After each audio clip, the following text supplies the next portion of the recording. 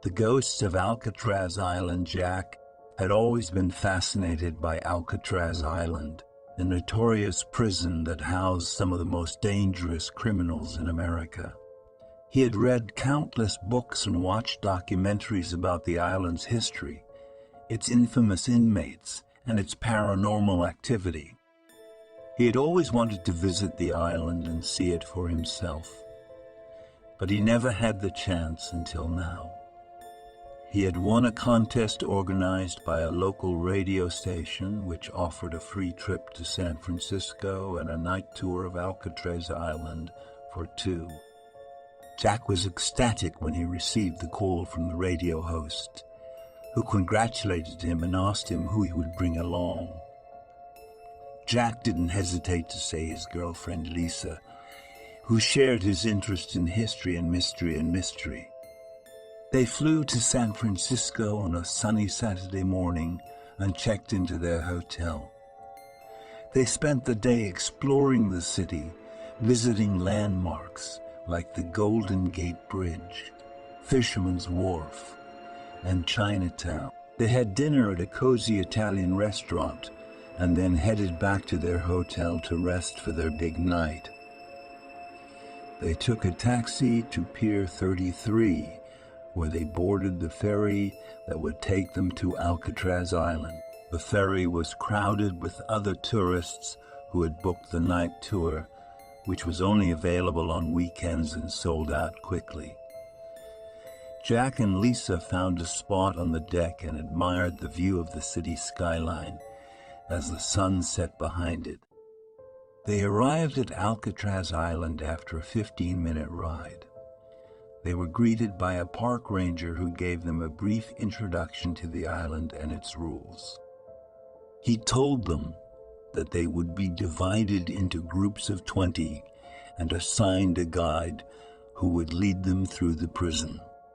He also warned them not to wander off from their group or touch anything inside the prison, as it was a historic site and a federal property.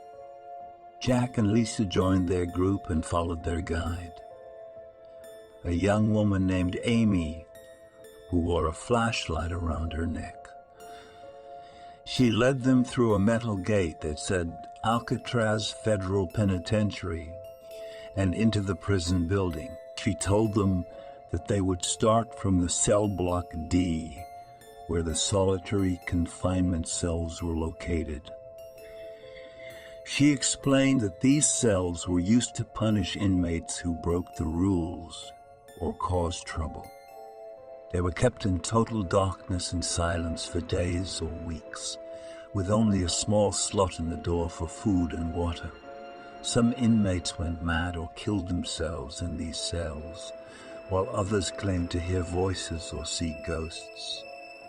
Jack felt a chill run down his spine as he walked along the corridor of cell block D. He looked at the rows of metal doors with small windows that revealed nothing but darkness inside. He wondered what horrors these cells had witnessed and what secrets they hid. He stopped at one of the cells and peered through the window. He saw nothing but blackness. He felt a sudden urge to open the door and enter the cell to see what it was like inside. He reached for the door handle, but before he could touch it, he felt a hand on his shoulder. He turned around and saw Lisa, who looked at him with concern. "Jack, what are you doing?" she asked.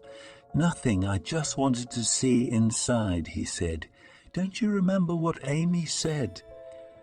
"We're not supposed to touch anything," she said. I know. I was just curious," he said. "Come on, let's catch up with our group," she said.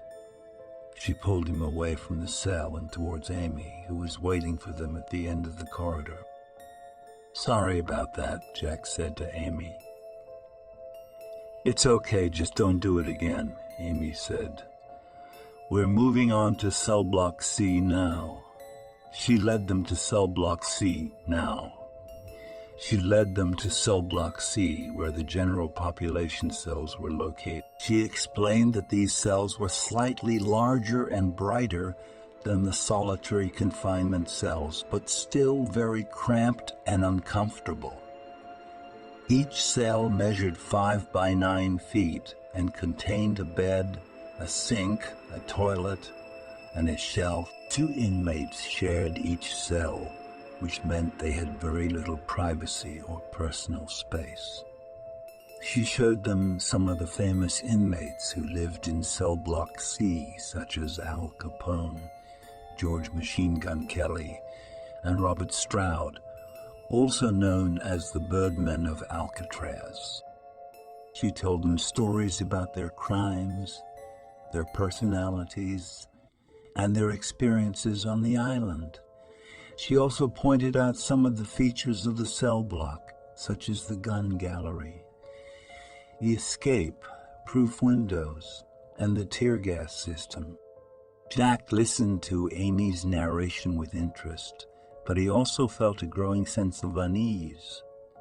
He felt like he was being watched by someone or something in the shadows. He glanced around nervously, but he saw nothing out of the ordinary. He tried to shake off his paranoia and focus on the tour. He followed Amy to cell 181, where she stopped and said, "This is one of the most haunted cells in Alcatraz. It belonged to an inmate named Joseph Bowers, who was sent here for attempted escape. He tried to climb over the fence on the island shore, but he was shot by a guard and fell to his death. His body was never recovered from the water. Some say his ghost still haunts this cell and tries to escape again." She shone her flashlight into the cell and invited them to look inside. Jack stepped forward and peered through the bars. He saw a bed with a blanket, a sink with a faucet, a toilet with a seat, and a shelf with a book. It looked like any other cell in the block. He was about to turn away when he noticed something odd. The book on the shelf was a copy of The Catcher in the Rye by J.D. Salinger. Jack recognized it because it was one of his favorite books. He wondered why an inmate like Bowers would have such a book in his cell. He leaned closer to get a better look at the book. He saw that it had a bookmark sticking. Out of it. He was curious to see what page it was on. He reached for the book, but before he could touch it, he heard a voice in his ear. "Don't touch that." He jumped back and looked around. He saw no one near him. He looked at Lisa, who was standing next to him. She looked at him with a puzzled expression. "Did you say something?" he asked her. "No, why?" she said. "I thought I heard someone say, 'Don't touch that,'" he said. "Maybe it was Amy," she said. He looked at Amy, who was talking to another tourist at the other end of the cell block. She was too far away to have spoken to him. "Maybe it was the wind," he said. He shrugged and decided to ignore the voice.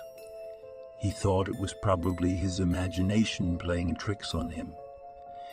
He moved on to the next cell with Lisa and the rest of the group.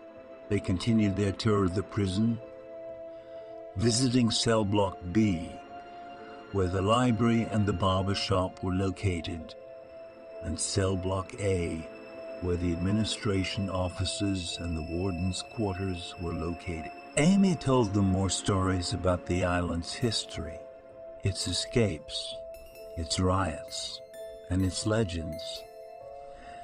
Jack enjoyed the tour, but he also felt more and more uneasy as they went deeper into the prison. He felt like he was being followed by an invisible presence that whispered in his ear, touched his shoulder, and breathed on his neck. He tried to ignore it and pretend it wasn't there, but he couldn't shake off the feeling that something was wrong. He looked at Lisa, who seemed to be having a good time. She smiled and laughed at Amy's jokes and asked her questions about the prison. She didn't seem to notice anything strange or scary. Jack wondered if he was the only one who felt this way. He decided to tell Lisa about his feelings and see what she thought. He waited for a chance to talk to her privately, away from the group and Amy. He found one when they reached the dining hall, where they were allowed to take a break and have some snacks and drinks. He took Lisa by the hand and led her to a corner of the hall, where there were some tables and chairs. He sat down with her and said, "Lisa, can I talk to you about something?" "Sure. What is it?" she said. He looked into her eyes and said, "Lisa, I have to tell you something. I think this place is haunted." She raised her eyebrows and said, he took a deep breath and said, I think there are ghosts here, and they're trying to communicate with me." She looked at him with disbelief and said, "Ghosts? Communicate with you? Jack, are you serious?" He nodded and said, "Yes, I'm serious. I'm serious. Ever since we entered the prison, I've been feeling like someone or something is watching me. And I've been hearing voices in my ear.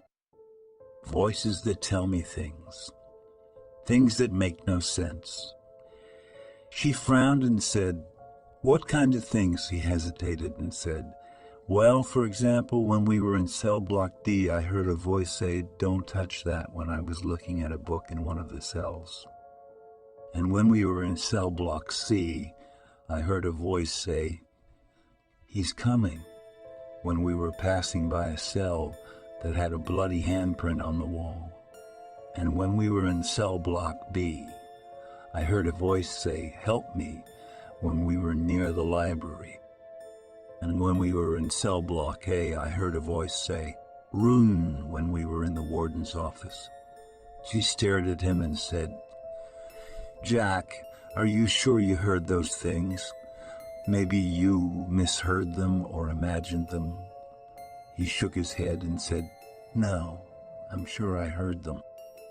They were clear and loud, and they sounded like they were coming from inside my head." She sighed and said, "Jack, I don't know what to say. I believe you, but I don't understand. Why would ghosts talk to you? And why only you? I haven't heard or seen anything weird." He shrugged and said, "I don't know either. Maybe they have a message for me. Maybe they want me to do something. Maybe they want me to help them or stop them or join them." She looked at him with concern and said, "Jack, you're scaring me. You sound like you're losing it. Maybe we should leave this place. Maybe it's not good for you." He shook his head and said, "No, we can't leave. We have to finish the tour. We have to see the rest of the prison. We have to see the hospital wing." She blinked and said, "The hospital wing? Why do we have to see that?" He leaned closer to her and whispered, "Because that's where they are. That's where they're waiting for me." She recoiled and said, "Who? Who's waiting for you?" He smiled and said, "The ghosts. The ghosts of Alcatraz Island." He stood up and grabbed her hand. He dragged her out of the dining hall and towards the hospital wing, where Amy had said they would go next. He ignored her protests and pleas. He ignored her protests and pleas. He ignored the other tourists and the park ranger. He ignored everything but the voices. In his head, they reached the hospital wing, which was located at the end of the prison building. It was a large room with several beds, cabinets, and instruments. It was where the inmates were treated for their injuries and illnesses. It was also where some of them died. He pushed open the door and entered the hospital wing. He pulled Lisa along with him. He looked around and saw no one else. They were alone. He let go of her hand and walked towards one of the beds. He saw a body lying on it as Jack looked away. He suddenly heard a faint whisper, as if someone was speaking to him from behind the wall. He turned back to the cell and listened closely. The whisper grew louder and clearer, and he could make out some words. "Help me. Get me out." Jack felt a chill run down his spine, and he stepped back from the cell. He looked at Lisa and saw that she had also heard the whisper. They both looked at Amy, who seemed unaware of the strange occurrence.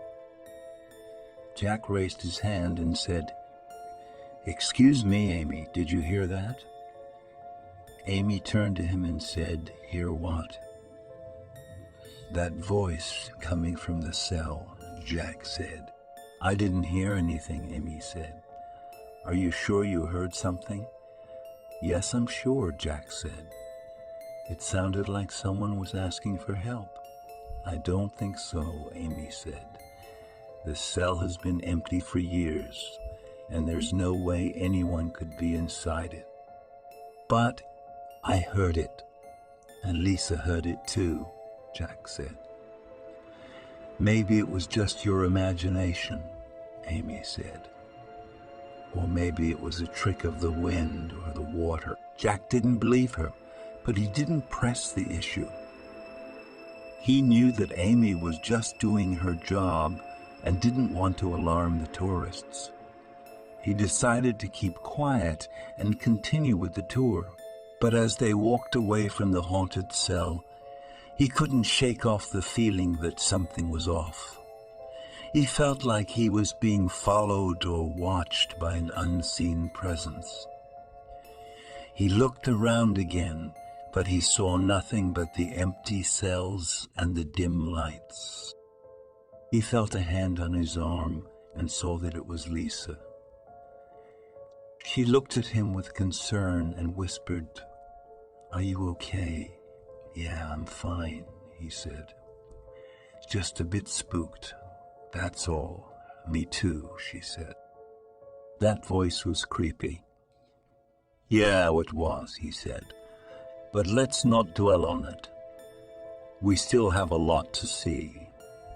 They followed Amy to the mess hall, where she showed them the kitchen, the dining hall, and the recreation yard.